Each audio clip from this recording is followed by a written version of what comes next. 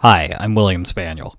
Let's learn about international relations. Today's topic is covert nuclear programs. And the big question for this lecture, and also for next lecture, is how do covert nuclear programs lead to war? So again, this is going to be a two-step process.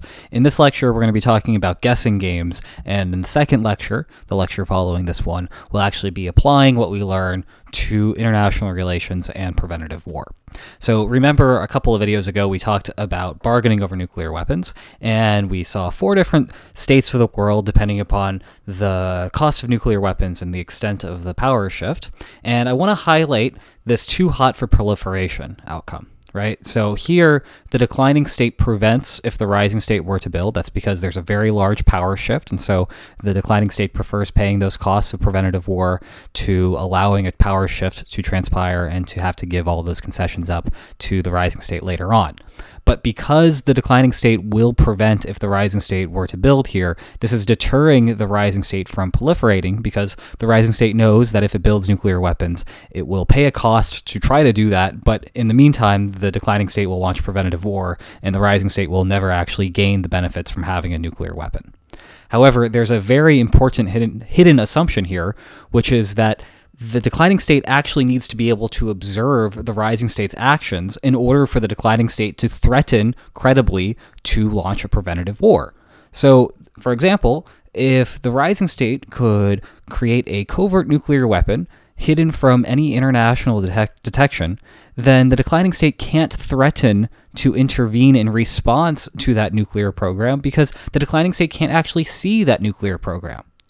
So what's going to happen here is the declining state's going to have to choose whether to launch preventative war or not based off of what it actually observes from the rising state, but what it believes the rising state is going to do. And of course, this is also going to affect the rising state's decision whether to build a nuclear weapon or not to build a nuclear weapon. So the way we can think about this is by constructing a 2x2 matrix of possible strategies and the outcomes that are associated with that. So we have the declining state on the left side, the rising state up top there. The declining state can choose whether to launch a preventative war or to allow peace to transpire, to not fight a preventative war. And the rising state can choose whether to build nuclear weapons or not build nuclear weapons. And based off of those decisions, we arrive at one of 4 different outcomes. Now, to analyze this, we're going to have to do something a little bit complicated. And so rather than just jumping right into the complication, I want to look at a parallel story, which is going to have a very applicable outcome that relates to this situation. And this more common scenario is soccer penalty kicks. Usually I choose baseball here, but because this is an international relations class, in the interest of international relations, we're going to talk about soccer, not baseball. So we want to think of a very simple soccer penalty kick situation where the striker can either aim to the left or aim to the right with his kick, and the goalie can either dive to the left or dive to the right. And because we want to just do a simple illustration here, we're going to assume that these players are superhuman. So the striker, if he kicks to a spot that the goalie isn't blocking, the striker is always going to kick it into the goal. He's never going to miss. And the goalie is superhuman in that if the goalie guesses correctly, he's always going to be able to stop the shot. So assuming that we have these superhuman players and we only have 2 choices for each of them, whether to dive to the left or dive to the right, or whether to aim to the left or aim to the right, how should they play?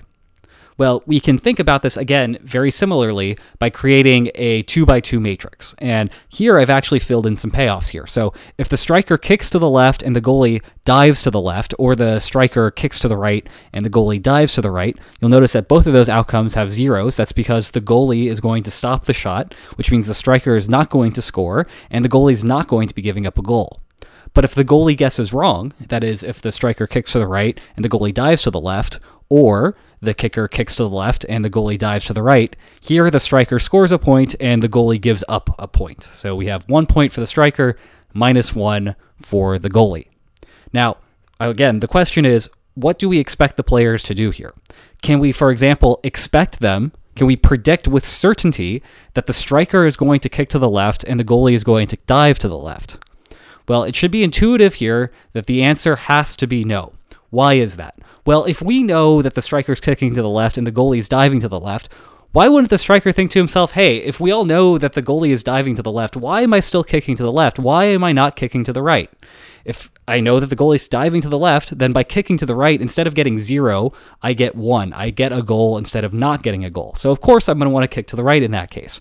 So you notice here I've drawn an arrow here indicating that if we think that we're going to be in this top left box, I want to sneak down to the bottom side there. I want to kick to the right while the goalie is still diving to the left.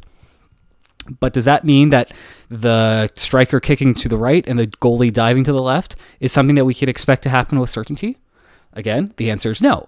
Because here, the goalie, if he knows that the striker is kicking to the right, the goalie would want to switch to diving to the right to stop the shot. So it can't be the case that we all expect the kick to the right, dive to the left outcome to happen with certainty. We also can't expect this outcome, where the kicker kicks to the right and the goalie dives to the right, to happen with certainty, because now the striker wants to switch. The striker would want to kick to the left in response to that. So we have an up arrow there in blue to indicate that. And lastly, we also know that this can't be the outcome that everyone expects, because if that were the outcome that everyone would expect, here the goalie is giving up a goal, so the goalie would want to dive to the left instead to stop the striker when the striker's kicking to the left. So what we have here is a cycle, right? None of these outcomes is stable or sustainable, because if we all knew that one of these outcomes is going to happen with certainty, either the striker or the goalie would want to switch strategies. And we see that with that cycle there. Now, given these strategic constraints, you should intuitively be able to guess that the best thing that these guys can do to ensure that they won't be exploited is to randomize, where the striker is going to kick to the left half the time and kick to the right half the time, and the goalie is going to dive to the left half the time and dive to the right half the time. Now, things get a little bit more complicated. We can't just say, oh, it's going to be half-half for everyone when we start fiddling with these numbers. So, for example, if I were to say that the striker, if he kicks to the left, will sometimes just miss the goal automatically half the time, even if the goalie is diving the wrong way. So here I've changed it to 0.5 there to represent the fact that half the time he's scoring and half the time he's just missing. We still have the cycle of strategies here, where no one set of strategies is sustainable if we all know that this particular outcome is supposed to happen, right? Either the striker or the goalie would want to switch. Again, that's just because of the arrows on the screen. The only difference here is that these payoff changes mean that the exact probabilities that we would expect the goalie and the striker to choose are going to change because of the change in the incentives, where the striker here is now weaker on his left side. Now, figuring out these exact probabilities isn't very important to us for the purposes of this course, right? We're interested in international relations, not explicitly game theory.